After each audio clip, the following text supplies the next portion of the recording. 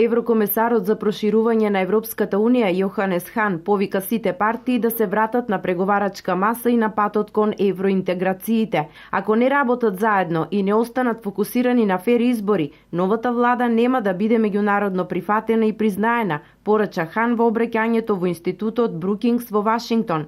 Прашан за ситуацијата во Македонија, еврокомесарот изрази разочарување од последните настани.